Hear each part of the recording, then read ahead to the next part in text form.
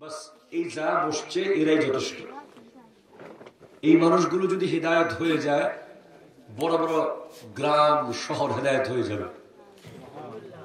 অনেক মানুষ লাগে না। আমার বিষয় হচ্ছে সমাজে অপসংস্কৃতি রোধে পরিবার, সমাজ, যুবকদের করণীয় কি? প্রথম পয়েন্ট হচ্ছে অপসংস্কৃতি রোধ।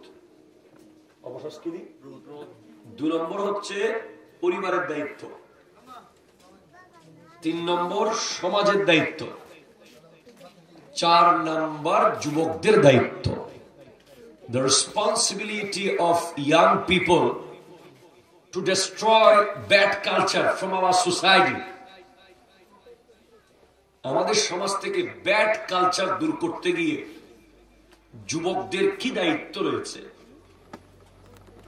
এরপরে বর্তমান সময়ে দ্বীনি শিক্ষার গুরুত্ব। প্রশ্ন এখানে আছে, উত্তর এখানে আছে। আল্লাহ তাআলা আমাকে এই বিষয়ের উপরে 2-4টি কথা আমার প্রাণ প্রিয় মুর্শিদ করিম औलाद रसूल अल्लामा सैयद मोहम्मद ताहिर शाह साहिब किबला मुद्दाजिल्लुल आली ধোয়ায় আমাকে আপনাদের সামনে তুলে ধরার তৌফিক দান করুন, আমিন। এবং অত্র চন্দনাইশে যত হক্কানি ওলি আল্লাহরা আছেন, প্রত্যেকের দোয়ার নজর আল্লাহ আমার উপরে বহাল রাখুক, আমিন। আরো জোরে বলেন আমিন। দেখি আপনারা চন্দনাইশের মানুষের মতো। এটা কি চন্দনাইশ না বান্দরবান নাকি সাতকানিয়া? শিওর? চন্দনাইশের মতো একটা আওয়াজ দেন তো, সুবহানাল্লাহ। এই তো এলাকার নাম কইলে জজবা আসি যায়, জিতন ফুরিব। এই জন্য এই জজবাকে আল্লাহ সালামত রাখুক। আপনারা আওয়াজ দিবেন, কথা বের হবে। আপনারা চুপ থাকবেন। গাড়ি স্টার্ট আছে না? বন্ধ করছে স্টার্ট? আচ্ছা, বন্ধ করে দিয়েছে। আপনারা চুপ থাকিয়ে দেবেন। কুরআন কারীম সূরা তাহরীম আয়াত নম্বর 6 রব্বুল আলামিন ইরশাদ করতে লাগলেন, ইয়া আইয়ুহাল্লাযীনা আমানু।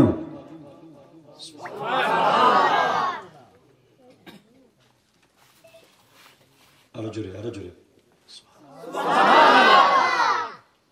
এই সম্বোধন মুনাফিককে করা হয়নি, মিথ্যুককে না, আমানতের খেয়ানতকারীকে না, ওয়াদা খেলাপকারীকে না, কথায় কথায় যে গালি দেয় তাকে না। কারণ মুনাফিকের আলামত 4টা। এই 4টা বৈশিষ্ট্য থাকলে আপনি ধরে নেবেন মানুষটা মুনাফিক। একটা হলো ইজা হাদ্দাসা কাযাবা, কথা বললে মিথ্যা বলে, এটা আমরা সবাই জানি। ওয়া ইযা উতুবিনা খানা, আমানত রাখলে খেয়ানত করে। ওয়া ইযা ওয়াদা আখলাফা, ওয়াদা করলে খেলাফ করে। এই 3টা আমরা জানি। আরেকটা বিষয় অনেকে জানি না, যেটা মুনাফিকের আলামত।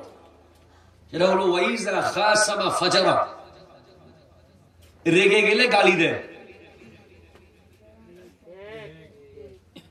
কথায় কথায় গালি দেয়। অনেকে আমরা এটাকে কোয়ালিটি মনে করি।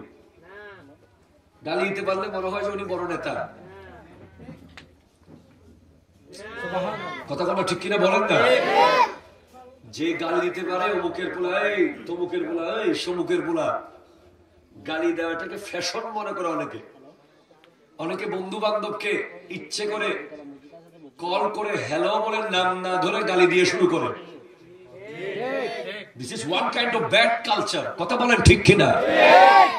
আপনার বন্ধুর একটা নাম আছে তো? This is the topic. আমি যেখান থেকে দিস ইজ দ্য টপিক বলবো সেখান থেকে কেটে ফেলবে, কাট করে আপনার হৃদয়ে কেটে কেটে নিয়ে নেবেন কথাগুলো। This is the topic. আপনার ফ্রেন্ডের একটা নাম আছে না? আছে না নাই? তার বাবা তার নাম রেখেছে আব্দুল্লাহ, আব্দুর রহমান, তার নাম রেখেছে করিম, রহিম। কিন্তু আপনি ফোনে শুরু করতে এই অমুকের পোলা, ঠিক কিনা জোরে বলেন না? এটা কে আনলো ইসলামের ভিতরে? এটা কোত্থেকে আসলো এখানে? নবীজি বলছেন, আমি কখনো কোন দিন এক শব্দ কাউকে ফাহিশা কথা বলি নাই।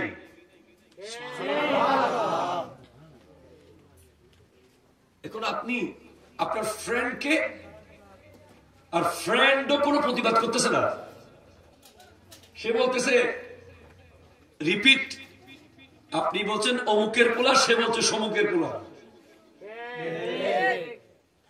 এখন আপনি কি করলেন? এটা আপনি একটা অপসংস্কৃতিকে এস্টাবলিশ করলেন।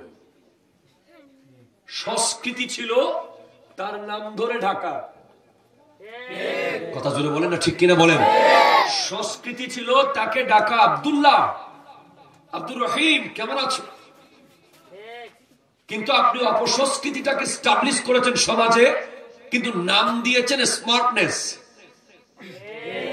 আপনি স্মার্টনেসের একটা কভার এর ভিতর দিয়ে গোটা ইসলামের সুন্দর একটা সুন্নাহ, একটা মানুষের সুন্দর নামে ডাকা।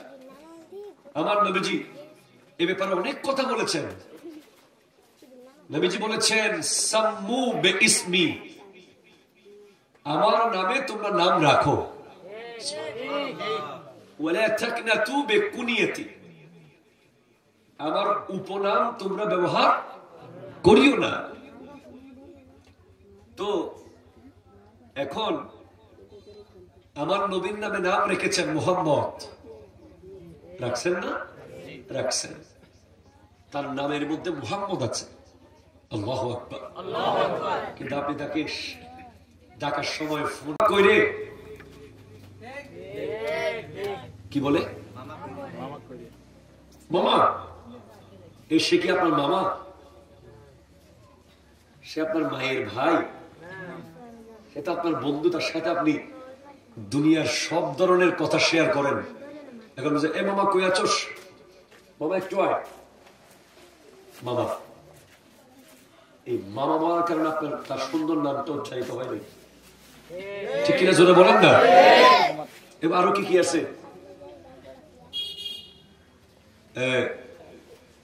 আছে তো বহুত কিছু, মাঝে মাঝে আমরা শুনি। তো যারা কথায় কথায় গালি দেয়, গালিকে সংস্কৃতি বানিয়েছে, গালি কোন সংস্কৃতি নয়। একটা গালি দিবেন, কবরে একটা বিচ্ছু তৈরি হবে। একটা গালি দিবেন, কবরে একটা বিচ্ছু তৈরি হবে। তো এই গালি যারা দেয় তারাও মুনাফিক। আমার আল্লাহ ইয়া আইয়ুহাল্লাযীনা আমানু বলেছেন, মুনাফিকদেরকে নয়, মুমিনদেরকে। সুবহানাল্লাহ। আপনি লাব্বাইক বলতে পারবেন না এইটা যদি আপনার কাছে ওই বৈশিষ্ট্যগুলো থাকে। ওয়ালা তাকতানু বিকুনিয়াতি, তাকনাতুনা, তাকতানু। আচ্ছা, কি বলছেন আল্লাহ মুমিনদেরকে? এখন আপনি মুমিন না মুনাফিক এটা আপনি ভালো জানেন।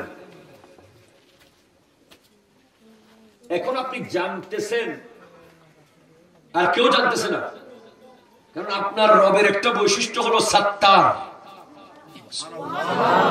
জোরে জোরে বলেন না সুবহানাল্লাহ।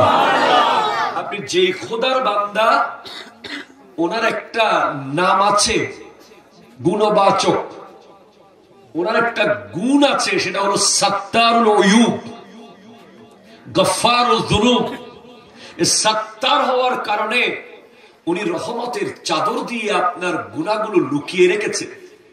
আপনি যে কথায় কথায় মিথ্যা বলাকে ফ্যাশন বানিয়েছেন, দুনিয়ার সামনে উনি সেটা প্রকাশ হতে দিচ্ছে না। আপনি যে আমানতের খেয়ানত করেন, আপনি যে ওয়াদা খেলাপ করেন, এগুলো যদি একটা একটা সাউন্ড হতো, যদি এমন হতো মিথ্যা বললে একটা বড় সাউন্ড হবে, এই সাউন্ড মানে মিথ্যা। আমরা গাড়িতে হর্ন দিন, হর্ন আছে না, হর্ন হর্ন, আপনি হর্ন শুনলে বুঝবেন এটা বাসের হর্ন না কারের হর্ন না সিএনজি না রিক্সা, ঠিক কিনা জোরে বলেন? যদি প্রত্যেকটা কোনো একটা হর্ন থাকতো, যে কেউ মিথ্যা বললে এরকম আওয়াজ হবে, কেউ মুনাফিকি করলে এরকম আওয়াজ হবে, সে যেদিকে যাবে ওদিকে আওয়াজ হতে থাকবে। বলেন আমরা কেউ কি হাঁটতে পারতাম রাস্তায়? আমাদের বিবি আমাদেরকে রান্না করে ভাত খাওয়াইতো না। আমরা এক একজন এক একটা বড় বড় গুনার পাহাড় নিয়ে এখানে আছি, কিন্তু আল্লাহ রহমতের চাদর দিয়ে লুকিয়ে রেখেছেন, রিজিক বন্ধ করেন নাই। চাঁদ তুলছেন, সূর্য তুলছেন, ফুল ফুটাচ্ছেন, ফল দিচ্ছেন, হার্ট চলছে, কিডনি চলছে, ব্রেন চলছে, চোখ চলছে। এত নাফরমানি, এত নাফরমানি। আপনার ভাই আপনার বিরুদ্ধে একটা কথা বললে, আপনার ছোট ভাই আপনার বড় ভাইকে একটা কথা না মানলে আপনি থাপ্পড় মেরে দেন। আপনার বাবা আপনি একটু অবাধ্য হলে ব্যাট নিয়ে মারে। আপনার শিক্ষক একটা হোমওয়ার্ক না করলে আপনাকে পানিশমেন্ট করে। আপনার মুরব্বী যারা আছে, হ্যাঁ তাদের অধিকার আছে। আপনার প্রশাসন, পুলিশ, আপনি একটা 10,000 টাকার বান্ডিল চুরি করলে, 5,000 টাকার দোকান থেকে নিয়ে নিলে পুলিশ আপনাকে হ্যান্ডকাপ পরিয়ে নিয়ে যায়। আপনি আপনি আপনি আপনি খেয়াল করেন, প্রত্যেকটা জায়গায় অন দ্য স্পট আপনি শাস্তিটা পেয়ে যান, হয়তো শারীরিক অথবা মানসিক অথবা মৌখিক অথবা লিখিত। কথা জোরে বলেন না, ঠিক কিনা? আপনাকে পুলিশ ধরে নিয়ে না গেলে মানুষ তো বলে এটা সুর, শাস্তি আপনি পেয়ে গেছেন, কিন্তু আপনার রব এখনো আপনাকে বলে নাই তুই মুনাফিক। ঠিক কিনা বলেন? তুই সুদখোর, তুই ঘুষখোর, তুই জালেম, তুই বেদীন, তুই বাটপার। আপনার রব এখনো বলে নেন। এত কিছুর পরেও আপনার রব আপনাকে বলতেছে, ইয়া আইয়ুহাল্লাযীনা আমানু।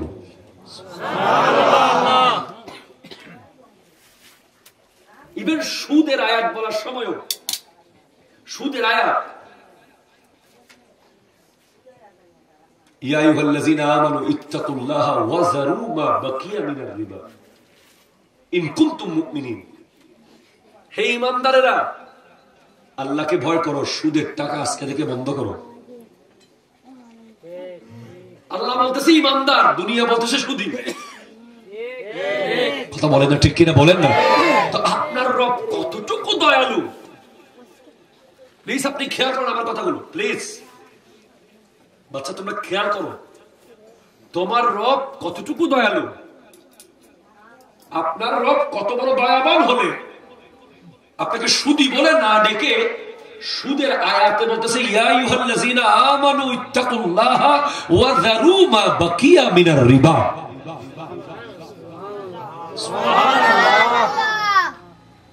এজন্য ভাই কোরআন, আমি এখান থেকে আর পেছনের পয়েন্টে চলে যাবো, আবার ঘুরে আসবো। আমার মা বোনেরা এত কথা আজকে কেন বলতেছে? ঘরের ভিতরে আমার মা বোনদেরকে বলতেছি, আপনারা চুপচাপ কথা শুনুন। ডানে বামে মা বোনেরা খবরদার, আপনাদের আওয়াজ সতর, আপনাদের শুধু শরীর সতর নয়, আপনাদের কণ্ঠ সতর, সতরের অন্তর্ভুক্ত। কথা বলবেন না, এখানে কোরআনের তাফসীর চলছে, মন দিয়ে কথাগুলো শুনুন মা বোনেরা। এটা আরেক অপসংস্কৃতি, ফান খেতে খেতে কথা বলো। কথা বলেন না, ঠিক কিনা বলেন না? ফানের বাপটা একটা নিয়ে সুপারি কাটতে কাটতে আর ফান বানাইতে বানাইতে অমুকের ফোলা কি করছে, তমুকের বউ কি করছে, অমুকের নাতি কোথায় গেছে, অমুক কয় টাকা খামায় বিদেশ থেকে আসি গেছে। কথা জোরে বলেন, ঠিক কিনা জোরে বলেন। অথচ সাইয়্যিদা ফাতিমাতুজ জাহরা রাদিয়াল্লাহু তাআলা আনহা চুলায় রান্না করতে করতে কোরআন শরীফ খতম দিয়ে ফেলতেন। আর আমার মা বোনদের বাগরম বাগরম কথা শেষ নেই। কথা জোরে বলেন ঠিক কিনা? আপনি কি জানেন এক লাইন কথার জন্য আপনাকে জবাব লিখতে হবে কিয়ামতের মাঠে? তারা চুপ থাকতে জানে না, কখন কোথায় কি বলতে হবে সেটাও বোঝে না। আল্লাহ বোঝার তৌফিক দান করুক, আমিন জোরে বলেন। এজন্য আমি বলি, ইলমে দ্বীন যার কাছে নাই, কোরআন সুন্নাহর জ্ঞান যার কাছে নাই, সে এক প্রকার অন্ধ। এটা আপনি মানেন বা না মানেন, এটা আপনার ব্যাপার, মানেন না মানেন। যার কাছে কোরআন হাদিসের জ্ঞান নাই, সে এখনো পৃথিবীর আসল রহস্য, খোদার জগতের আসল রহস্য, দুনিয়া সৃষ্টির আসল রহস্য, আমার নবীর মুহাব্বতের রহস্য, কবরের রহস্য, হাসরের রহস্য, খাবারের রহস্য, সালামের রহস্য, চলার রহস্য, প্রতিটা মুহূর্তের যে রহস্য আছে, এই রহস্য সে জানে না। সে একটা অন্ধের মতো। আমার মাঝে মাঝে মন চায় যে যদি সারা পৃথিবীর সব, পৃথিবী বাদ দেন, বাংলাদেশের সব স্কুল কলেজে যদি অন্তত 2 বছর হলেও কোরআন হাদিসের জ্ঞান প্র্যাকটিস করার ব্যবস্থা করা যেত। আপনারা অনেকে এমন এমন জিনিস জানেন না যেগুলো আমরা জানি, আর আমরা জানি মানে আমরা অবাক হই যে এই কথা তো গোটা পৃথিবীর জানা দরকার, কিন্তু আমি কেমনে জানাবো? এই জন্য কোরআন বলছে, কুল, হাবিব আপনি বলুন, হাল ইয়াস্তাবিল লাযিনা ইয়ালামুনা ওয়াল লাযিনা লা ইয়ালামুন, যারা জানে আর যারা জানে না তারা কি এক? না, তারা এক নয়। এই আয়াতের তাফসীরের মধ্যে আল মিকবাস, তাফসীরে ইবনে আব্বাসের মধ্যে আসতেছে, যারা জানে তাদের উদাহরণ হলো সিদ্দিক আকবর। আরো জোরে বলেন চন্দনেশের মানুষ। আর যারা জানে না তাদের উদাহরণ হলো আবু জাহাল। এটা আবু জাহেল না, আবু জাহাল। তো আবু জাহাল কি জানে নাই যে দুনিয়ার সবাই তাকে জানতো না আবুল হেকম, হেকমতের বাবা, প্রজ্ঞার বাবা। আর ওনাকে জানতো না আবু বকর। উনি সিদ্দিক আকবর হলেন কি জেনে, উনি আবু জাহাল হলেন কি না জেনে? উত্তর আসতেছে, সিদ্দিক আকবর জেনেছে আল্লাহকে, রসুলকে, আর আবু জাহাল সব জেনেছে কিন্তু আসল জিনিস জানে নাই, আল্লাহকে এবং রসুলকে সে চিনতে পারে নাই। চিনলে তো ঈমান আনতো। কথা জোরে বলেন ঠিক না? তাহলে এখন আপনাকে আল্লাহ বলছেন, হে ইমানদার, তোমার দায়িত্ব বেগুন ক্ষেত করা নয়, এটা পরে, প্লিজ বুঝেন। তোমার দায়িত্ব ধান ক্ষেত করা নয়, এটা 11, 12, 14, 15 নম্বরে গিয়ে। তোমার দায়িত্ব সিএনজি চালানো, রিক্সা চালানো, ব্যবসা করা, matric, honours, masters, MBA, BCS, যেগুলো তুমি করছো, এগুলো এক একটা 10, 12 নম্বরে গিয়ে পড়বে। যে তোমার আসল কাজ কি? ও ইমানদার, তোমার আসল কাজ কি? অনেকগুলো আসল কাজ আল্লাহ বলেছেন, তার মধ্যে একটা হলো তুমি সন্তানকে বাড়ি বানিয়ে দিয়ে যাচ্ছ, সন্তানকে ব্যাংকে টাকা দিয়ে যাচ্ছ, তুমি অনেক বড় বড় জমি দিয়ে চলে যাচ্ছ দুনিয়া থেকে। না, তুমি আসল কাজ করে যাচ্ছ না।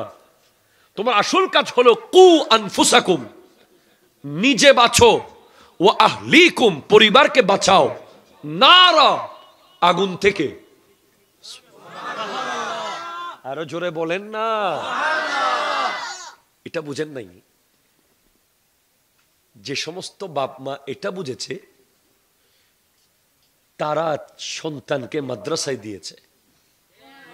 কথা একেবারে স্ট্রেট ফরওয়ার্ড। এখানে কথার মধ্যে কোনো ধরনের অযৌক্তিকতা পেলে আপনি দাঁড়িয়ে আমাকে বলে দেন। আমার বাবাকে যদি আপনি জিজ্ঞেস করেন যে গহিরা আলিয়া মাদ্রাসার সহকারী অধ্যাপক আল্লামা হাফেজ আব্দুল হাই আল কাদরি সাহেব, আপনি এত সুন্দর, এত লম্বা, এত স্মার্ট একটা ছেলেকে তো ডাক্তার বানাইতে পারতেন, আপনি তাকে কেন মাদ্রাসায় পড়ালেন? উনি বলবে আগুন থেকে বাঁচতে।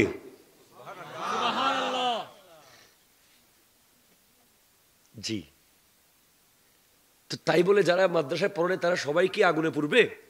না না না না, এটা এমন না।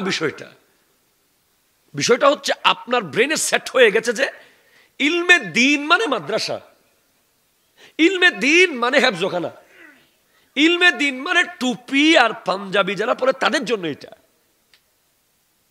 আমি তো শার্ট পরি, আমার জন্য এটা না।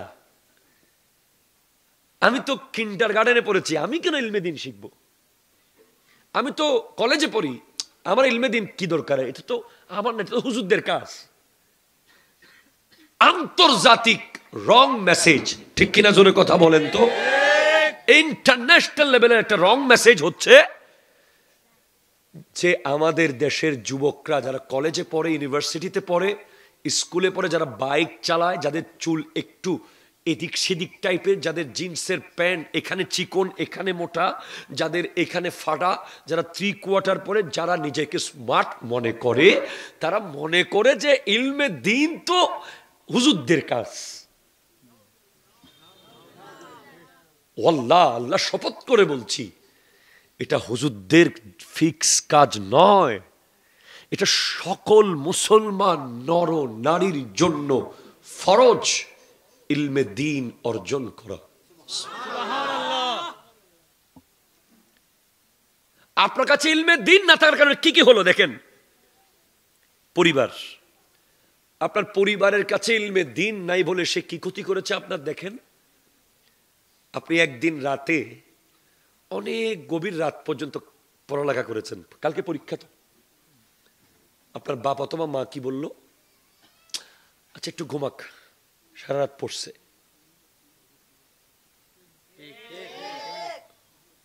আপনি ঘুমাইছেন 3টার দিকে, ধরেন 5টায় ফজর, আপনাকে ডাকতে গেছে বা কেউ ডাকতে চাইছে বা কোনো পরিবেশ হয়েছে নামাজে ডাকার, সেখানে ছট করে একজন কি বলল, বাবা অথবা মা, সারা রাত ফজিয়ার ফুয়া নড়েক্কু। কোথায় কোথায় কত বড় ভুল হচ্ছে দেখেন। একটা ডিরেক্ট হারাম বিষয়কে গোটা সমাজ হালাল করে ফেলেছে। আপনি দুবাই থেকে আসছেন, এয়ারপোর্ট থেকে ফজরের বুড়ে বুড়ে এসে আপনি বেডরুমে ঢুকে লাগেজ টাগেজ রেখে শুয়ে পড়েছেন। এখন আপনাকে ফজরের নামাজে ডাকার সাহস কারো নেই। কেন? আপনি বিদেশ থেকে আসছেন, আপনি চান রাতে সারা রাত দোকানদারি করছেন। এখন ঈদের দিন ফজরের নামাজ আপনাকে কেউ ডাকতে সাহস করতেছে না, গোটা রাত দোকানদারি করছে আর ফোয়া। অথচ আপনার পরিবার জানে না। যদি জানতো, ইলমে দ্বীন থাকতো, তাহলে জানতো যারা এই কাজ করেছে তারা অনেক বড় অন্যায় করেছে, অনেক বড় ভুল করেছে।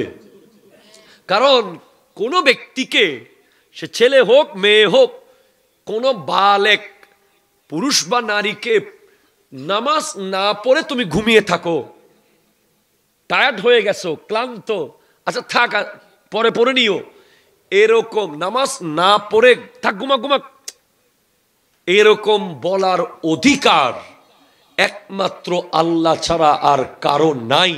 কেউ যদি এই অধিকার চর্চা করেছে, সে অন্যায় করেছে, সে জুলুম করেছে, সে আল্লাহর হক নষ্ট করেছে। এটা আপনি জানেন না, আপনি এটাকে একদম সহজ করে নিয়েছেন। অমুক বিলুত্তরা সে তোর বাপ নড়াকিস দানহাড়ি এসিদে, মেডিহাড়ি এসিদে, ক্যাদগুড়ি এসিদে, ফানিফুরো এসিদে, মাসাই এসিদে, নড়াকিস একটা গুমজক। নো, তলোয়ারের নিচে ইমামে হোসেন রাদিয়াল্লাহু তাআলা নামাজ পড়েছেন। পরিবার বলতে পারতেন 10 মিনিট পরে পড়েন না, যুদ্ধ শেষ হোক না। তো কেন জানেন না আপনি? ইলমে দ্বীন যদি থাকতো আপনি জানতেন আল্লাহ, আমার নবীর কাছে জিজ্ঞেস করা হয়েছে, আমার নবীকে সাহাবা জিজ্ঞেস করছে আল্লাহর সবচেয়ে প্রিয় আমল কি, কোন আমলগুলো আল্লাহ সবচেয়ে বেশি পছন্দ করে। তখন আমার নবী বললেন 1 নম্বর, আমার নবীকে জিজ্ঞেস করা হয়েছে সুইলা রাসূলুল্লাহি সাল্লাল্লাহু আলাইহি ওয়াসাল্লাম আইয়ুল আমালি আহাব্বু ইলাল্লাহি তাআলা, আল্লাহর কাছে সবচেয়ে প্রিয় আমলটা কি কি কি? আমার নবী বলছেন 1 as-সালাতু লিওয়াক্তিহা, নামাজ পড়া অন টাইম, জাস্ট টাইম। তো আপনি আগুন থেকে সন্তানকে বাঁচান নাই, নামাজের টাইমে ঘুমাতে বলে আপনি তাকে বারবার আগুনের, বিশাল বড় বড় আগুনের কুণ্ডুলিতে ফেলে দিয়েছেন। ঠিক কিনা কথা জোরে বলেন। এখানে আশেপাশে মা বোনেরা আছে না? এখন শীতকাল, হাদিসে আছে ঠান্ডার মধ্যে যে ব্যক্তি ফজরের নামাজে উযু করবে তার সমস্ত গুনাহ মাফ করে দেবে আল্লাহ।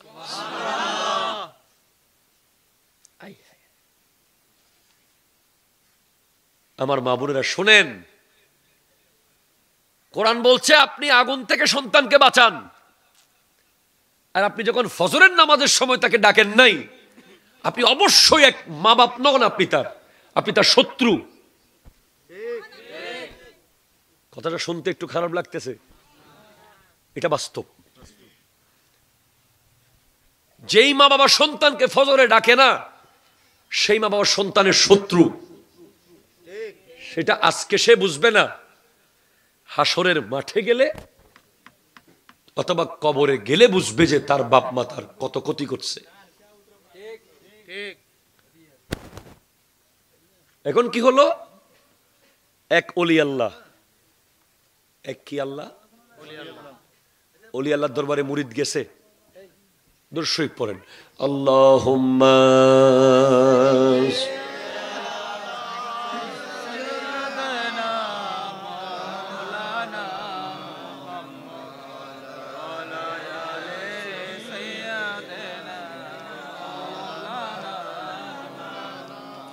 সুবহানাল্লাহ ওয়াল হামদুলিল্লাহ লা ইলাহা ইল্লাল্লাহ লা ইলাহা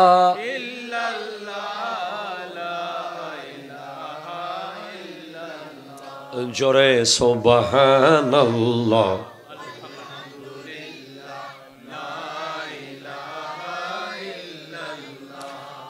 লা ইলাহা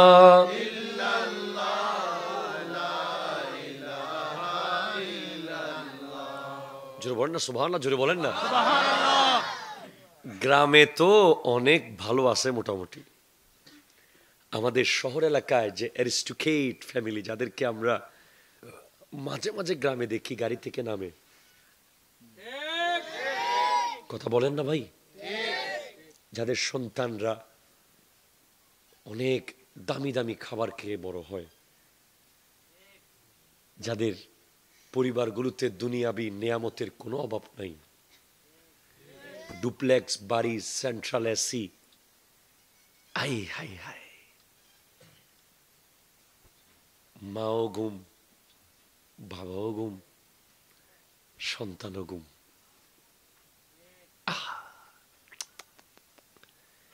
কাকে বুঝাবো বলেন?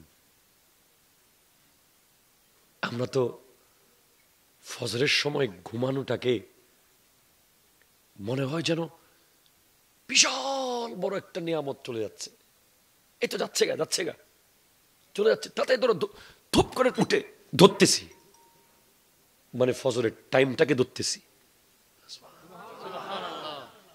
কেন? আমি জানি, ওলামায়ে কেরাম জানে, এই যে আমাদের মুখ দিয়ে বের হয় না বরকত বরকত বরকত বরকত, এই বরকতটা কখন আসে আপনি জানেন?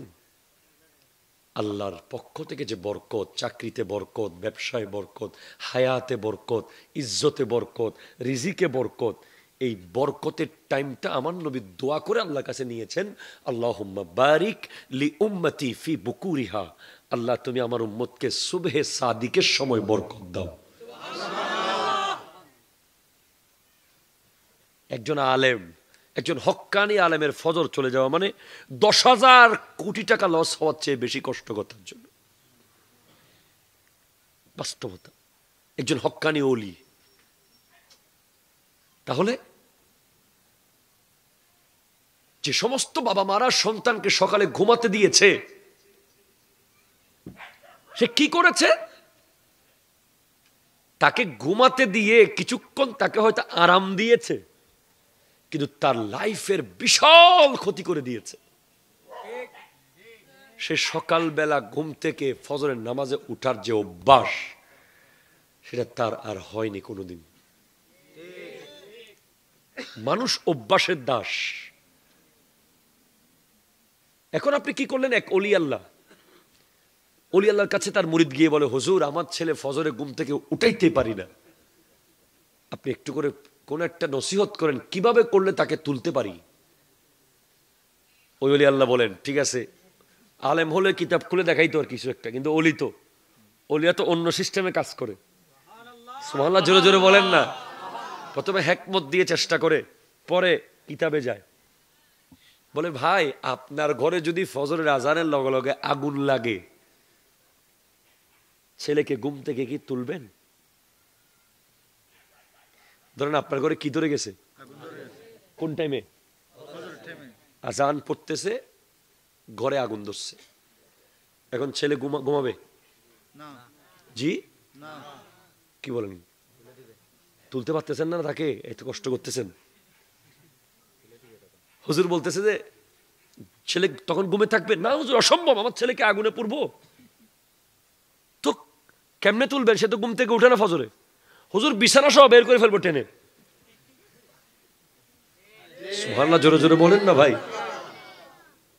বলে তখন বিছানা সহ বের করবেন, আর ফজরের নামাজের জন্য মাটি সহ কুড়ে বের করে ফেলতে হবে। এটা বলতে হয় নাই, মুরিদ বুঝে গেছে। বলে গ্যাস সিলিন্ডারের আগুন, এলপিজির আগুন, লাকড়ির আগুন, চুলার আগুন, গ্যাসের আগুন, কারেন্টের তারের আগুনের চেয়ে 70,000 গুণ ভয়ঙ্কর আগুন কবরের আর জাহান্নামের আগুন। আপনি জানেন, বেনামাজি যখন মারা যায়, কবরস্থান পর্যন্ত আল্লাহর কাছে দোয়া করে, এই মুর্দা যেন আমার এখানে না আসে। আপনি কি সেটা জানেন? আমার জীবনে আর কি হইল যদি আমি মরার পরে কবর পর্যন্ত যদি আমাকে না চায়? কি করলাম সারা জীবন? শেষ ঠিকানা কবর। ওই কবরস্থান যদি বলে যে আল্লাহ এখানে না আসুক, কেন? কারণ সে বেনামাজি, তাকে যে শাস্তি দেওয়া হবে এটার কারণে আমি কবরের মাটিও কষ্ট পাবো। কারণ কবরস্থান দেখেছে বেনামাজির শাস্তি কি। It is important for Islamic recording and Sunni media. I think they are here. আজকের দিনে আমি এই বক্তব্য শুধু বাংলাদেশ নয়, এই মুহূর্তে যে বক্তব্য দিচ্ছি এটা বাংলাদেশ বলেন, আমার পাশের দেশ ভারত বলেন, পাকিস্তান বলেন, আফগানিস্তান বলেন, পুরো বিশ্বের মুসলমানদের প্রতি আমি বলছি, the message is for all Muslim community. You have to pray regularly nowadays, because someone trying to destroy our mosque. কেউ চাচ্ছে মসজিদ ধ্বংস করতে, ঠিক কিনা? জোরে কথা বলেন না। কেউ চাচ্ছে মসজিদ ধ্বংস করে দেবে, মসজিদের মিম্বর ভেঙে দেবে, মসজিদের পিলার ভেঙে ফেলবে, মসজিদ দখল করবে, মসজিদে আগুন দেবে। সে যেই হোক, তাকে রুখে দিতে হলে আপনার জুমার দিন যেরকম মুসল্লি হয়, আপনাকে পাঁচ ওয়াক্ত নামাজও সেরকম মুসল্লি মসজিদে উপস্থিত থেকে মসজিদকে আবাদ রাখতে হবে। ঠিক কিনা কথা বলেন? নাহলে মসজিদ হারাবেন। হয়তো মসজিদকে ভেঙে অন্য কিছু বানাবে, অথবা মসজিদের ভিতরে অন্য কিছু ঢুকে যাবে। আপনি বুঝে নেন, আপনি এতটুকু বুঝেন, হয়তো মসজিদকে দখল করে অন্য কিছু করে ফেলবে, অথবা মসজিদ থাকবে ঠিক ভিতরে অন্য কিছু থাকবে, যেই নামাজের মধ্যে আল্লাহ এবং রাসূল নাই। ঠিক কিনা? জোরে কথা বলে। এখন বর্তমান সময়ে মসজিদে আপনার যাওয়াটা জরুরি, যাতে কোনো শক্তি এসে আপনার মসজিদকে বেদখল করতে না পারে। আমার ভারতের মুসলমানদেরকেও বলবো, আমরা হিন্দু, মুসলিম, বৌদ্ধ, খ্রিস্টান, জুম্মা, চাকমা সব সময় আমরা একসাথে আপন আপন ধর্ম পালন করেছি। ধর্ম যার যার, উৎসব তার তার। তোমাদের মন্দিরে আমরা গিয়ে আক্রমণ করব, এটা ইসলাম টোটালি সাপোর্ট করে না। ঠিক কিনা কথা বলেন? আমাদের মসজিদে তোমরা এসে কিছু করবে, এটাও আশা করি তোমাদের ধর্ম সাপোর্ট করে না। সুতরাং যদি তোমরা কিছু করতে তারপরেও চাও, জোর করে যদি মাথার উপর উঠতে চাও, আমরা জুমার দিন যেরকম মুসল্লি থাকি, ফজরেও সেরকম থাকবো। প্রয়োজনে 24 ঘন্টা মসজিদে থেকে মসজিদকে ক্যান্টনমেন্ট বানিয়ে রক্ষা করব ইসলামের মান। ঠিক কিনা কথা জোরে বলেন, হাত তুলে বলেন ঠিক কিনা বলেন। খানকাগুলো আবাদ রাখেন, হক্কানি ওলি আল্লাহর দরবারগুলোতে উপস্থিতি বাড়ান। ঠিক কিনা? सोना जंगल रात अंधेरी, छाए बदले खाली है, सोने वाले जागते रहियो, छोड़ो की रखवाली है। आला हजरत বলছেন, এই ঘুমন্ত জেগে থাকিও, যুগ এমন এসেছে চোর বেড়ে গেছে। আল্লাহর ওলির খানকাগুলো হক্কানি ওলি, বারবার বলছি, বন্ডামি না, কি হক্কানি, যেখানে শরীয়ত তরিকত বরাবর পাবেন, ওই খানকা, ওই দরবার, ওই মাজার, ওগুলোতে উপস্থিতি বাড়ান। বছরে একবার জামু, এটা এখন আর হবে না, এখন মাসে 4 বার যেতে হবে। কথা জোরে বলেন না ঠিক কিনা? মসজিদে সপ্তাহে একবার জামু, এটা আর হবে না। আপনি নিজেও জানেন না যে আপনার মসজিদ দখল করার জন্য কতজন দাঁড়িয়ে আছে। সেই ইসলামের পক্ষের হোক বিপক্ষের হোক, যেরকমই হোক, আপনার মসজিদ আপনার এটা সবচেয়ে গুরুত্বপূর্ণ সম্পদ, আপনার বাড়ির চেয়েও বেশি। আপনার বাড়ি দখল হয়ে গেলে অসুবিধা নাই, বাড়ি রেখে কবরে চলে যেতে হবে না। আপনার বাড়ি তো আপনার, আপনার মসজিদ তো আপনার না, এটা আল্লাহর। আপনি আল্লাহরটা রক্ষা করেন, আল্লাহ আপনারটা রক্ষা করবে। রক্ষা কি আপনি লাঠি নিয়ে করবেন, গুলি নিয়ে? না, আপনি মসজিদে উপস্থিত থাকেন, নামাজ বাড়ান, 2 রাকাত পরে দৌড় দিয়েন না। কথা কয় না, কথা কয় না, কথা কয় না, কথা কয়। আপনি সুন্নাত পড়েন, নফল পড়েন, আপনি মিলাদ কিয়াম করেন, মুনাজাত করেন। আগে মসজিদে থাকতেন 10 মিনিট, এখন থাকবেন 2 ঘন্টা। আবার আসরের সময় ঢুকেন, লস তো নাই। হাদিসে পাকে আছে, ইন্তিজারুস সালাত বাদাস সালাত, এক নামাজ শেষ করে আরেক নামাজের অপেক্ষা করা, মাঝখানে যে গ্যাপ, ওই গ্যাপের মধ্যে আল্লাহ সমস্ত গুনাহ মাফ করে দেয়। সুবহানাল্লাহ। গুনাহ মাফ হতে থাকে, সওয়াব লিখতে থাকে আল্লাহর পক্ষ থেকে। এই গ্যাপের কোনো লস নাই। খেয়াল রাখবেন, পরিবার কি পারে? পরিবার সব পারে। your father and your mother, the first university of you, আপনার প্রথম বিশ্ববিদ্যালয়, আপনার অক্সফোর্ড হলো আপনার বাপ, আপনার ক্যামব্রিজ হলো আপনার মা। আপনার ডিইউ হচ্ছে আপনার বাপ, আপনার সিইউ আপনার মা, আপনার বুয়েট আপনার বাবা, আপনার চুয়েট আপনার মা, আপনার আজহার আপনার বাবা। বাবা কৃষক হতে পারে, নো ম্যাটার। বাবা রিক্সাওয়ালা হতে পারে, নো প্রবলেম। আপনার আব্বা এবং আম্মা যদি আপনাকে প্রথম সংস্কৃতির শিক্ষা না দেয়, পৃথিবীর কেউ আপনাকে সেটা দিতে পারবে না। আর কথা বলেন না? যেমন আমি একটা বলি আপনাকে, ধরেন আমাদের গ্রামে একটা সংস্কৃতি ছিল ছোটবেলা থেকে, এখন আছে কিনা জানি না, যে ফজরে ঘুম থেকে উঠে মক্তবে যাওয়া। আছে? এখানে আছে?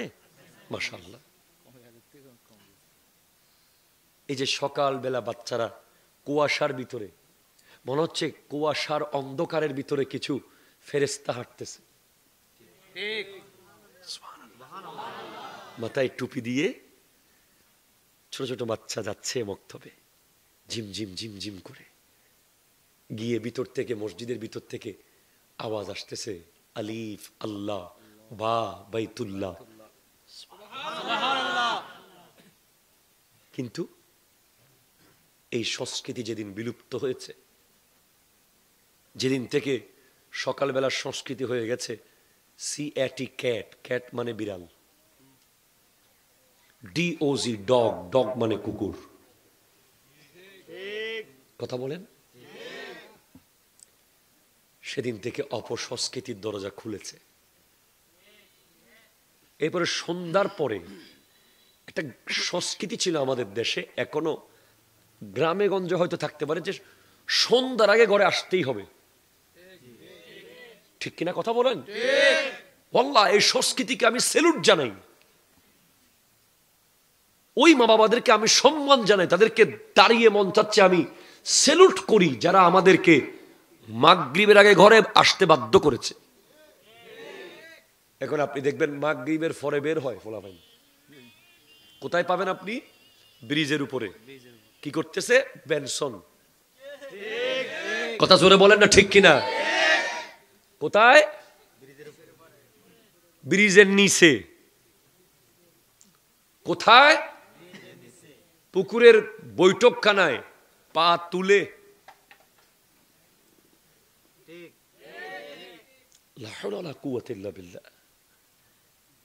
কি হয়ে গেছে এই প্রজন্মের? তুমি কি হয়ে গেছো? তোমাকে সন্ধ্যার পরে ঘর থেকে বের হয়ে একটু বাতাস খেতে হচ্ছে যে? কেন তুমি গিয়েছো? তোমার উচিত ছিল প্রতিদিন অন্তত 10 পৃষ্ঠা পড়া, যে কোনো বই, অ্যাটলিস্ট ডেইলি 10 পৃষ্ঠা যে যুবক পড়বে সে একদিন বড় কিছু হবেই। তুমি কি করতে গেছো ওখানে? এরপরে মা কি করে এখন? ফুদ ভাত খাতি, আয় বাদ বাড়ি বইতে কি, আয় আয় আয়, বাবা ডাকা পাঠায়, আয়। তুমি তখন বাবাকে মানো না, তুমি পালোয়ান হয়ে গেছো।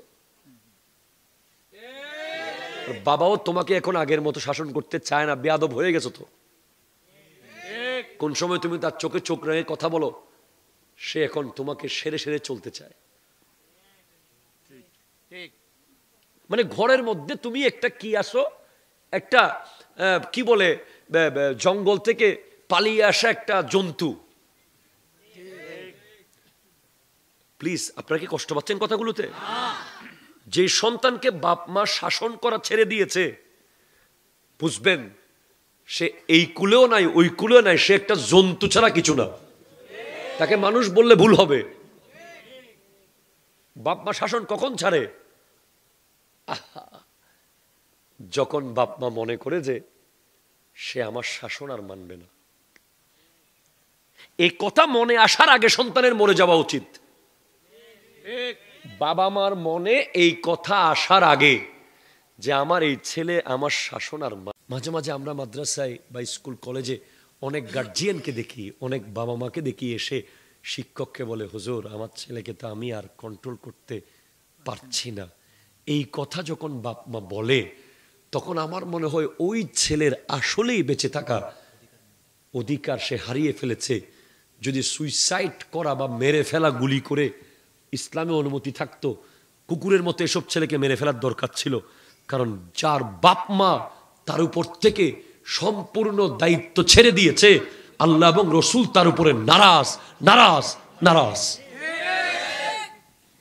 সে পরিবারের বোঝা, সমাজের বোঝা, দেশের বোঝা, রাষ্ট্রের বোঝা।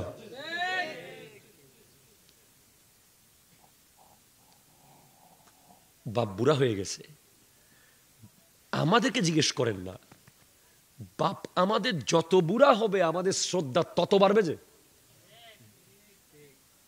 কারণ উনি যত বুড়া হচ্ছে ওনার পাওয়ার তত বাড়তেছে। যে যত বাবা বুড়া হচ্ছে, মা বুড়া হচ্ছে, ওনার পাওয়ার তত বাড়তেছে। আগে বদদোয়াটা একটু ঘুরে ফিরে গেলেও বয়স যত বুড়ার দিকে যাবে তত ডিরেক্ট যাবে বদদোয়া। দোয়া তো আরো স্পিডে যাবে। আগে দোয়া যদি 200 মাইল স্পিডে যেত, বুড়া হওয়ার পরে দোয়া যাবে 2000 মাইল স্পিডে। কারণ কোরআন ইন্ডিকেট করে বলেছে, ইম্মা ইয়াবলুগান্না ইনদাকাল কিবার আহাদুহুমা আও কিলাহুমা ফালা তাকুল লাহুমা উফ ওয়ালা তানহারহুমা ওয়া কুল লাহুমা কওলান কারীমা। অনেক বাবা মা আছে সমাজে, ছেলেকে আর আগের মতো বকা দেয় না। কেন?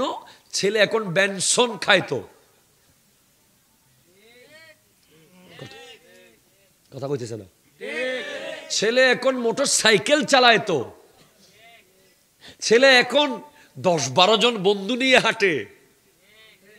ছেলে তো তার রাত শুরু হয় 10টার পর থেকে না। আমরা গর্ব করতে পারি আলহামদুলিল্লাহ, আমাদের আব্বা আম্মারা আমাদেরকে মাগরিবের আগে ঘরে ঢুকা বাধ্যগত করেছিল। মাগরিবের পরে কোনোদিন ঘরে কোথাও থেকে আসতে হয়েছে 100টা কৈফিয়ত দিতে হয়েছে দাঁড়িয়ে। পেছনের দরজা দিয়ে লুকিয়ে লুকিয়ে ঢুকতে হয়েছে ঘরে।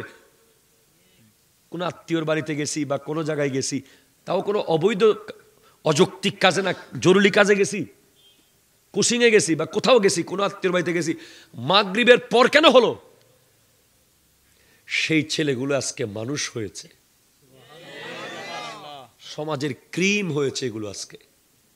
আপনি খবর নেন, আপনি সচিবালয়ে গিয়ে খবর নেন, জয়েন্ট সেক্রেটারিদের মধ্যে খবর নেন, দেশ যারা চালাচ্ছে তাদের মধ্যে যাদেরকে নমনীয় পাবেন, ভদ্র পাবেন, আপনি জিজ্ঞেস করেন আপনি এত ভদ্র কেন স্যার? আপনার চেয়ে 10 গুণ নিচের পোস্টের লোকের গরমের লগে তো মানুষ হাঁটতে পারে না আশেপাশে। আপনি এই ভদ্রতা কোথায় শিখেছেন? উনি বলবে মক্তবে শিখেছি, মা বাবার কাছে শিখেছি। এটা ক্যামব্রিজ ইউনিভার্সিটিতে গিয়ে শিখি নাই। সুবহানাল্লাহ, জোরে বলেন। অপসংস্কৃতি হয়ে গেছে কোনটা? সন্ধ্যার পরে ঘর থেকে বের হয়ে আড্ডা মারা। কি হয়েছে? কোনো সমস্যা? এর উঠে যাচ্ছে কেন ফোলাগুলো? শর্ট হচ্ছে। কিন্তু মানুষ কোত্থেকে আই গেল? এগুলো ফেরেশতা না মানুষ? আল্লাহ মজবুত রাখতে হবে। লুজ অ্যাডমিনিস্ট্রেশন হয়ে গেলে সন্তান নিজে নিজে বের হয়ে চলে যাবে। একদিন যাচ্ছি বলবে, আরেকদিন পরে আসবো বলবে, আরেকদিন দেখবেন সন্তান আর বলবেই না। ঠিক কিনা? কথা জোরে বলেন। তাহলে প্রথম হলো ফজরে ডেকে দেওয়া, পরিবারের দায়িত্ব। সেকেন্ড কি?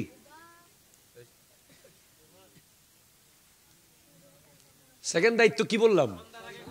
সন্ধ্যার আগে ঘরে ঢুকা। এই দায়িত্ব কার? আরো জোরে বলেন, আরো জোরে। গুরুত্বপূর্ণ।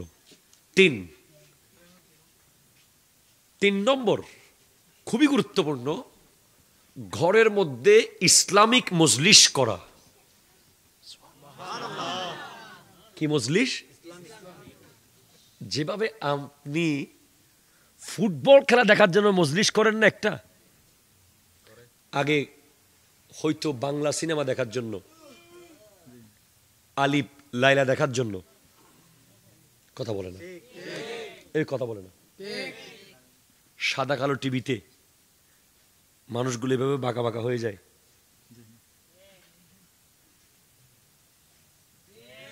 ঝিলঝিল ঝিলঝিল ক্রিকেট, বাংলা সিনেমা, তারপরে কি আলিফ লায়লা দেখার জন্য যেভাবে পাড়া প্রতিবেশী সবাই, যার ঘরে টিভি তার জানালা দিয়ে, তার দরজা দিয়ে, তার পাকঘর দিয়ে, ঠিক কিনা বলেন বলেন বলেন, ওরকম আপনি ইসলামী মজলিস করেন ঘরে।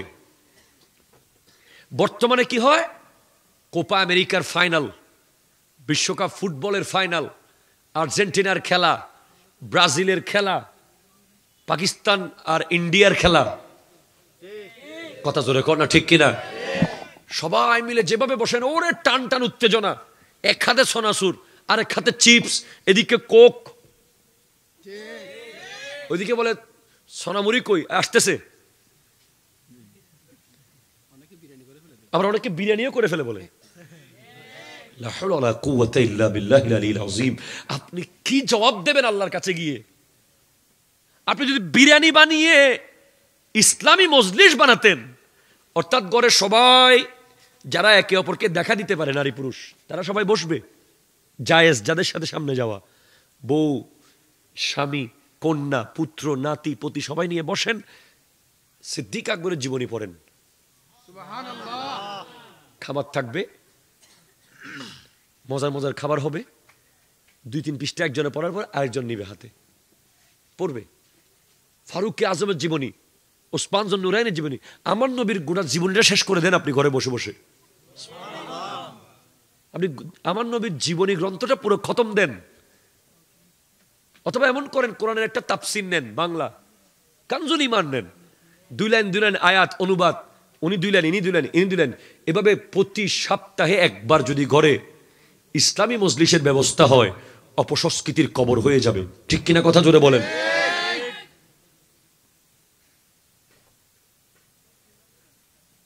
কয়টা পয়েন্ট বলেছি? একটা কি বলেছি? ফজরে কি ঘুম থেকে উঠতে না পারলে ছেড়ে দিবেন? আবার একটা বিষয় মনে রাখিয়েন, ঘুম থেকে ডাকার সময় হেক কাছে গিয়ে এভাবে ডাকবেন, আব্দুল গফুর, আব্দুল গফুর, আব্দুল গফুর, আব্দুল গফুর। হাসার কথা না, শেখাচ্ছি, আস্তে আস্তে ভয়েসটা বাড়বে। আবার চলে যাবেন, 2-3 মিনিট পর ঘুরে আবার আসবেন, আব্দুল গফুর, ও আব্দুল গফুর। কোনো মতেই ভয়েস সো লাউড করা যাবে না। তৃতীয়বার আরেকটু বড়, আব্দুল গফুর, আব্দুল গফুর, এভাবে করে প্রতিদিন ডাকবেন। এখন আপনি যে ডাক মারছেন, পোলা সারা রাত ঘুমাইতে পারে না ডাকের ডরে, কথা বলেন। তাহলে অপসংস্কৃতি রোগে পরিবারের ভূমিকা কয়টা পয়েন্ট বলেছি? 3টা। এক হলো ফজরে অবশ্যই ডেকে দেওয়া, নামাজ নিশ্চিত করা। 2, মাগরিবের আগে ঘরে প্রবেশ করা নিশ্চিত করা। আর বর্তমান সিচুয়েশন, পরিবেশ, দেশের বর্তমান অবস্থা অনুযায়ী এটা এমনও জরুরি, সন্ধ্যার ভিতরে সন্তান পরিবারের ঘরে চলে আসুক। ঠিক কিনা জোরে বলেন। 3 কি বলেছি? ইসলামী মজলিস করা। কি বলেছি? ইসলামী মজলিস। 4, সবাই মিলে খেতে বসা একসাথে। সুবহানাল্লাহ জোরে বলবেন না? এই খানার একজন এক এক রুমে খাওয়ার কারণে, এক একজন এক এক টাইমে খাওয়ার কারণে ঘরে অনেক অনেক অনেক ক্ষতি হয়, বিশেষ করে সংস্কৃতির ক্ষতি হয়ে যায়। 4, কিছু মনে করবেন না, মেহেদি অনুষ্ঠানের নামে যা হয়, বিয়ের নামে যা হয়, এগুলো কি সংস্কৃতি না অপসংস্কৃতি? আপনারা মানেন তো বিষয়টা? এটা আগে নিজে মানেন যেটা গুনাহ, এটা হারাম। এটাকে আমরা এখন ইউজ টু করে ফেলেছি। এটা বোধহয় জায়েজ, মনে হয় কোরআন হাদিসে কোনো কোনায় কানসায় বোধহয় আছে না। যত বিষয় ইসলামে ইহুদি খ্রিস্টানদের পাশ্চাত্যের কালচার ঢুকেছে, এগুলো আপনি লিস্ট করেন। 4 নম্বর পয়েন্ট কি? আপনার পারিবারিক জীবনে, আপনার সামাজিক জীবনে, আপনার লাইফে যতগুলো ওয়েস্টার্ন কালচার প্রবেশ করেছে, আপনার ড্রেসে, আপনার মাথার চুলে, আপনার খাবারের স্টাইলে, আপনার কথা বলার মধ্যে, আপনার জীবন আচারের মধ্যে, এগুলোর একটা লিস্ট পরিবারকে বসে করতে হবে। ধরেন লিস্টের মধ্যে 1 নম্বর আসছে চুল। কি আসছে? চুল। বাবা মার দায়িত্ব হচ্ছে নিজে সেলুনে গিয়ে দাঁড়িয়ে থেকে চুল কেটে দেওয়া। কথা জোরে বলেন। আপনি সন্তানকে কেন অনুমতি দিয়েছেন নিজে চুল নিজে কাটার? সে 3 বার যাবে, 3 বার বাটপারি করে আসবে। প্রথমবার সে এদিকে চেঁচে দিয়েছে, এদিকে গেতে দিয়েছে, পরের বার তাকে আবার ধাক্কা মাক্কা দিয়ে পাঠাইলেন, পরে গিয়ে সে আবার আরেক ডিজাইন করছে। আমি কি জানি, কি বলে আমি কি জানি, সেলুনওয়ালাকে বলছিলাম, সে তো কথা শুনে নাই। আমি বলছিলাম তো ঠিক করে দিতে। না, আপনি দাঁড়িয়ে থেকে ব্যথাতে নিয়ে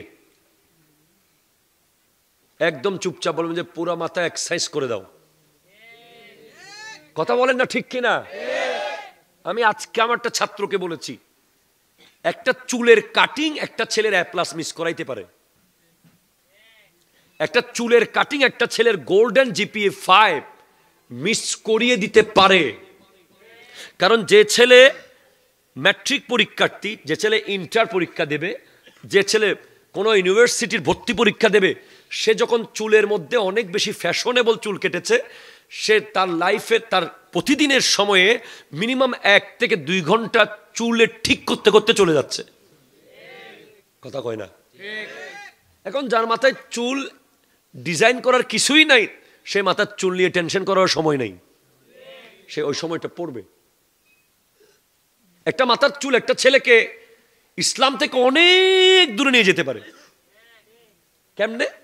ধরেন যাদের মাথার চুলের মধ্যে অতিরিক্ত ফ্যাশনেবল বিভিন্ন রকম, এই যে আছে না আমাদের যুবক, এখানে অনেক আছে, অনেক এখানে আছে, দেখবেন এদিকে মানে এটাকে কি বলে যে গোডাউন আর শোকেস এক না, আর কি শোকেস একরকম, গোডাউন আর একরকম। মনে হবে দূর থেকে এদিকে মনে মাথায় মনে চুল টুল নাই, খুলে দেখবেন বিশাল ঝাগড়া বের হয়েছে। এই চুল ওয়ার্ল্ডের শ্রেষ্ঠ অপসংস্কৃতি, ব্যাড কালচার আমাদের সমাজে প্রবেশ করেছে। ঠিক কিনা কথা বলেন? এই চুল আপনার কি ক্ষতি করলো দেখেন। আপনার সময় নষ্ট করতেছে 1, 2 আপনার টাকা নষ্ট করতেছে, কারণ আপনার চুলের ডিজাইন করতে গিয়ে আপনাকে কিছুদিন পর সেলুনে যেতে হচ্ছে। এখন আপনি সবসময় একই সাইজ চুল কেটেছেন, আপনার চুল বহু লম্বা হয়ে গেল, কোনটা সপ্তাহে একই সাইজ। এই চুল আপনাকে টুপি পরতে দিচ্ছে না,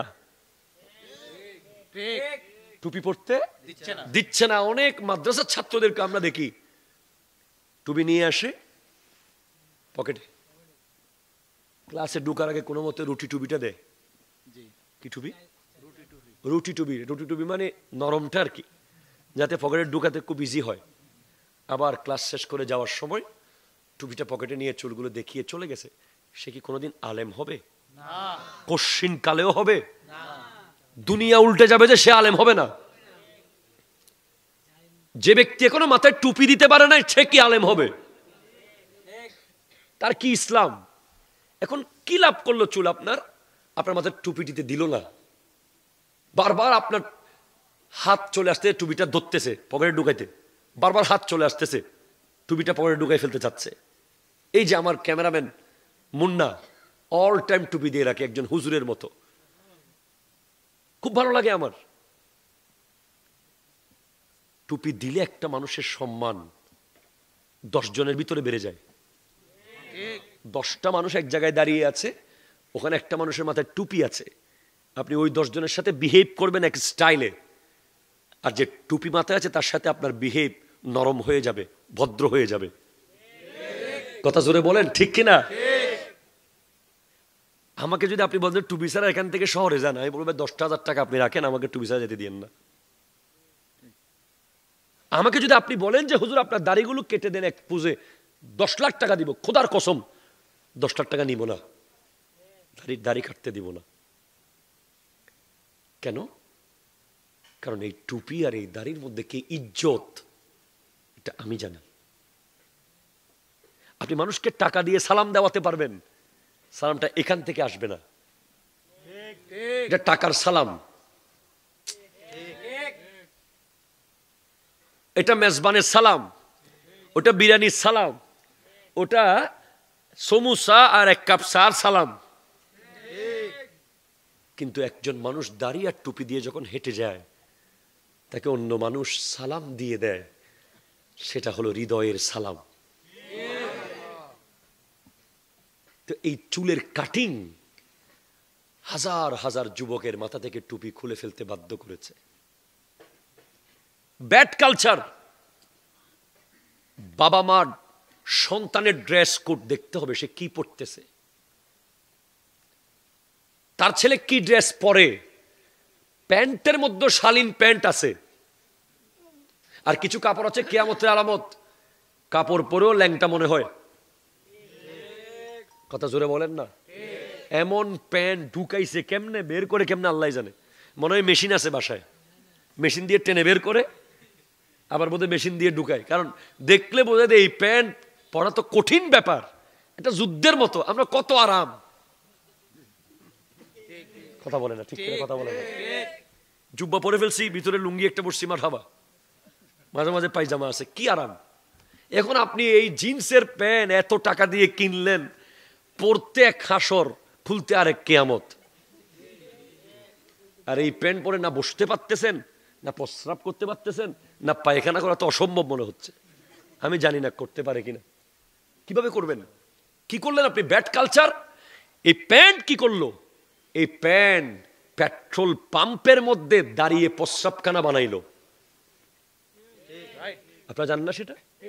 বিভিন্ন হোটেলের রেস্টুরেন্টে আপনি দেখবেন, দামি দামি রেস্টুরেন্টে এখন দাঁড়িয়ে প্রস্রাব। কেন? ইসলাম কি দাঁড়িয়ে প্রস্রাব করতে অনুমতি দিয়েছে আপনাকে? দাঁড়িয়ে প্রস্রাব একটা প্রাণী করে, আমি নাম বলতে পারতেছি না এখানে, লজ্জা লাগতেছে আমার। এখন আপনার দোষ তো নাই। ওই যে প্যান্ট, ড্রেস, ওটা আপনি যখন থেকে পড়া শুরু করেছেন, আপনি বাধ্য হয়েছেন দাঁড়িয়ে প্রস্রাব করতে। আর দাঁড়িয়ে প্রস্রাব করে আপনি কি করলো? নবীজির বসে প্রস্রাবের যে সুন্নাহ, এটাকে শেষ করে দিল। আপনার জীবন থেকে একটা সুন্নাহ শেষ। এরপর কি করলো? আপনাকে কিডনি রোগী বানিয়ে ফেললো। দাঁড়িয়ে প্রস্রাব করলে কিডনি ড্যামেজ হয়ে যাবে একদিন। কি করলেন আপনি? তো বাবা মার দায়িত্ব হলো সন্তান কি পড়ে সেটা দেখা। কথা জোরে বলে না, ঠিক কিনা বলে না? মেয়ে কি পরে যায়, ঘর থেকে বের হচ্ছে, 10 বার তাকে ড্রেস চেঞ্জ করাইতে হবে। যতক্ষণ পর্যন্ত পরিপূর্ণ ইসলামী ড্রেস সে পরে নাই, ততক্ষণ তাকে আবার রিপিট করতে হবে, আবার রিপিট করতে হবে, আবার রিপিট করতে হবে। ব্যাড কালচার থেকে বাঁচার উপায় আর অনেক অনেক কথা শেষ হবে না। কারণ আমরা সারাক্ষণ এগুলো নিয়ে ভাবি কিভাবে এই কওমকে আগুন থেকে বাঁচাবো। নিজে আগুন থেকে বেঁচে গেলে তো হবে না, পরিবারকেও বাঁচাতে হবে। পরিবার মানে শুধু আমার ছেলে মেয়ে, আমার পরিবার এটা না, আমার ইসলামের অনুসারীরা সবাই আমার পরিবার। হাদিসে পাকে আছে, আল মুমিনু লিল মুমিনি কাজাসাদিন ওয়াহিদিন।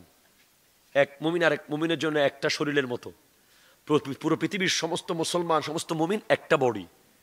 ইনিস্তাকা আইনুহু ইস্তাকা কুল্লুহু। যখন চোখে ব্যথা পায়, পুরো বডি ব্যথা পায়। নারায়ে তাকবীর, নারায়ে রিসালাত, নারায়ে গাউসিয়া। হুজুর এই হুজুরের বিষয় অনেক গুরুত্বপূর্ণ বিষয়। আজকে ভাই বোন এবং প্রতিবেশী একে অপরের প্রতি হক খুব জরুরি। তা আমি যেখানে ছিলাম পরিবারের যে দায়িত্বগুলো বলেছি, অপসংস্কৃতি রোধে এই 5টা পয়েন্ট বোধহয় আমি শেষ করতে পেরেছি। একটা হলো নামাজের জন্য নিশ্চিত করা সন্তানকে, 2 সন্ধ্যার ভিতরে পরিবারের ঘরে প্রবেশ করার ব্যবস্থা করা, 3 ঘরে ইসলামী মজলিস করা, 4 সন্তানের ড্রেস কোড, কি ড্রেস সে পরে তার মাথার চুল থেকে পায়ের নখ প্রতিদিন চেক করা, 5 কোন কোন কালচার আমাদের সমাজে অপসংস্কৃতি ধার এসেছে, যেমন আমাদের আমেরিকা ইউরোপ থেকে কি কি আমাদের কাছে এসেছে যেগুলো আমাদের নয়, আমরা জোর করে আমাদের বানিয়েছি। 31st night, teddy day, propose day, TikTok day, এই যে ডে, অনেকগুলো ডে যুবকদের কাছে আছে। এরপরে যুবকরা করেছে কি, ফাতেহাবাদ দিয়েছে, ট্রিট নিয়েছে, ট্রিট, স্মার্ট হতে গিয়ে পাশ করেছিস ট্রিট দে, হ্যাঁ বাচ্চা হয়েছে ট্রিট দে। কিরে ভাই, এটা তো ট্রিট না, এটা ফাতেহা ছিল। তো ট্রিট এবং ফাতেহার মধ্যে পার্থক্য কি? ট্রিটে যাওয়ার সময় একটা ছেলে টি শার্ট পরে যায়, জিন্স পরে যায়, মোটর সাইকেল নিয়ে যায়, অনেক ঝুমঝাম করতে করতে যায়। আর ফাতেহাতে যাওয়ার সময় টুপি দেয়, পাঞ্জাবি পরে। এই যে পার্থক্য। তো পরিবার, আমি বলেছি বাবা হলেন একজন সন্তানের অক্সফোর্ড, মা হলেন কেমব্রিজ। বাবা মার দায়িত্ব পালন করতে হবে। এরপরে আমি যুবকদের উদ্দেশ্যে একটা হাদিস পড়েছিলাম, নবীজি ইরশাদ করেছেন, লা তাআতা লিমাখলুকিন ফি মাসিয়াতিল খালিক। ওই সৃষ্টির অনুসরণ করা যাবে না যে আল্লাহর নাফরমানি করে। আপনার ফেসবুক ওয়ালে আপনি একজন ফুটবলারের ছবি শেয়ার করে রেখেছেন, আপনার ফেসবুক আইডিতে আপনি একজন নায়ক বা গায়ক বা নায়িকার বা সিনেমার একটা ক্লিপ বা নাটকের একটা ছোট্ট অংশ আপনি শেয়ার করেছেন। কালকে যদি আপনি মরে যান, আপনার পরিবার বা আপনার সমাজের কারো দায়িত্ব নাই যে আপনার ফেসবুকে ঢুকে পাসওয়ার্ড খুলে আপনার ওগুলো ডিলিট করবে। এটা কারো সময় নাই, জানাজা পড়ার টাইম নাই ভাই। তা আপনি সারাদিন কবরে তো এগুলোর জন্য আযাবের শিকার হবেন। আপনার উচিত ছিল যে আপনার ফেসবুকে আল্লামা আনম আহমদ রেজা নকশবন্দি হুজুর একটা ওয়াজ শেয়ার করে রাখা, যেটা সারা জীবন চলতো, যে দেখতো সে হেদায়েত হয়ে যেত। এটা আপনি করেছেন কি, my crush, what a picture, what a footballer, what a, এমন বলে বলে আপনি অসংখ্য বেদিন, বেঈমান, নাফরমানের ছবি, নাফরমানের ভিডিও আপনার ফেসবুকে আপনি রেখেছেন। কথা জোরে বলেন। আমার যুবক ভাইরা মেসি আর নেইমারের জন্য যে পাগলামি করেন, বা কোন একজন গায়ক, সেদিন আতিফ আসলাম নামে এক গায়ক এসেছে আর্মি স্টেডিয়ামে ঢাকার, যুবক যুবতী পাগল হয়ে যাবে। তো একটা গায়ক যদি আমাদেরকে এত ইমপ্রেস করতে পারে, দাজ্জাল তো আমাদেরকে চোখের পলকে নিয়ে যাবে। একটা গায়ক, একটা ফুটবলার, একটা ক্রিকেটার যদি আমাদেরকে এত প্রভাব বিস্তার করতে পারে আমাদের লাইফে, দাজ্জালকে দেখলেই তো আমরা আল্লাহ বলে ফেলবো, নাউজুবিল্লাহ মিন। এগুলো আপনাকে পরীক্ষা করা হচ্ছে এত বড় বড় সেলিব্রিটি সামনে দিয়ে। নেইমার কি ড্রেস পরেছে, আমাকে পরতেই হবে। মেসি কি খেয়েছে, আমাকে খেতেই হবে। অমুক ক্রিকেটার কি করেছে, আমাকে করতেই হবে। এটা তো আপনি হেরে গেলেন। দাজ্জাল আসার আগে ছোট ছোট দাজ্জালগুলো আপনাকে ট্রাই করে দেখতেছে আপনার ইমানের অবস্থা কি। কারণ কিয়ামতের আগে একটা অন্যতম আলামত হচ্ছে সকালবেলা ইমান নিয়ে বের হবে, বিকালবেলা বেঈমান হয়ে ঢুকবে। এটা কিয়ামতের আলামত। এরপরে মিন হুসনে ইসলামিল মারএ তরকুহু মা লা ইয়ানিহি। একজন মুসলমানের ইসলামের সৌন্দর্য তার ড্রেস, তার কথা, তার চলা, তার ফেরা, এগুলোর 3, 4, 5 নম্বরে। একজন মুসলমানের ইসলামের আসল সৌন্দর্য হলো তার লাইফে কোনো ধরনের অযৌক্তিক, অপ্রয়োজনীয়, কবর হাসরে কাজে আসবে না এমন কোনো কথা, কাজ তার জীবনে যদি না থাকে, তাহলে সে সুন্দর মুসলমান। এটা জোরে বলেন না ভাই। আপনি সকালবেলা থেকে রাত পর্যন্ত ঘরে প্রবেশ করে আপনি লিস্ট করবেন যে কতগুলো অযথা কাজ করেছেন। অযথা, কোরআনও বলেছে ওয়াল্লাযীনা হুম আনিল লাগভি মুরিদুন। মুমিন তো সে যে লগ্ব, অপ্রয়োজনীয় জিনিস ত্যাগ করে। তাহলে মুসলমানের সৌন্দর্য কি বলেন না? আপনার জীবনে একটা মুখের কথা বের হবে, হয়তো কবরের জন্য অথবা হাসরের জন্য। আপনার একটা কদম হাঁটবেন সামনে, হয়তো কবরের অথবা হাসরের। আপনি একটা কিছু খাবেন, একটা কিছু বলবেন, একটা কিছু ভাববেন, হয়তো কবরের অথবা হাসরের। এর বাইরে আপনি কিছু যদি না করে থাকতে পারেন, আপনি একজন সুন্দর মুসলমান। সুবহানাল্লাহ। এটা আপনাকে বুঝতে হবে। এ বিষয় অনেক লম্বা। সর্বশেষ ইলমে দ্বীনের ব্যাপারে, যে নুরানি মাদ্রাসা একটা সন্তানকে দিয়ে দেন, কবরের সামান। কবরে যাবেন, কবর থেকে যখন উঠবেন উহুদ পাহাড় পরিমাণ সওয়াব নিয়ে উঠবেন। নিজে অবাক হয়ে যাবেন এত সওয়াব কেন হলো। ওই যে আপনার ছেলে নুরানিতে শিখেছে শুদ্ধ তেলাওয়াত, সে নামাজ পড়িয়েছে 50 বছর ধরে, প্রতিদিনের নামাজের একটা সওয়াব আপনার কবরে চলে গেছে। আর সবচেয়ে ভালো হয় আপনি নিজে আগে 10টা সূরা শিখেন, ছেলেকে অন্তত 10টা সূরা, 10টা না বলে একটা সূরা ফাতিহা হলেও আপনি শিখিয়ে দেন, কারণ সারা জীবন সে সূরা ফাতিহা পড়বে, সাদকায়ে জারিয়া সওয়াব আপনি পাবেন। আর আমি বলেছি কুন আলেমান, হয়তো আলেম হন, ও মুতাআল্লিমান অথবা আলেমের ছাত্র, ও মুসমিআন অথবা আলেমের শ্রোতা, ও মুহিব্বান অথবা আলেমের প্রেমিক, লা তাকুন আল খামিসাতা, কোন আলেমের শত্রু হয়েন না। ইউ উইল ডেস্ট্রয়, অবভিয়াসলি ধ্বংস হয়ে যাবেন। আলেমের ক্ষেত্রে কয়টা জিনিস হইতে পারবেন? 4টা। আলেম হন, আলেমের শ্রোতা হন, আলেমের বন্ধু হন, মুতাআল্লিমান আও মুহিব্বান অথবা ছাত্র হন। আলেমের শত্রু হওয়া যাবে না। আল্লাহ তাআলা আজকের মাহফিলকে কবুল করুক। আমিন। এই আয়োজন চলমান থাকার তৌফিক দান করুক। আমিন। যুবকদেরকে যা বললাম সেগুলো হেদায়েতের কথাগুলো আমল করার তৌফিক দান করুক। আমিন। ওয়া আখিরু দাওয়ানা আনিল হামদুলিল্লাহি রাব্বিল আলামিন। আসসালামু আলাইকুম ওয়া রাহমাতুল্লাহি ওয়া বারাকাতুহু।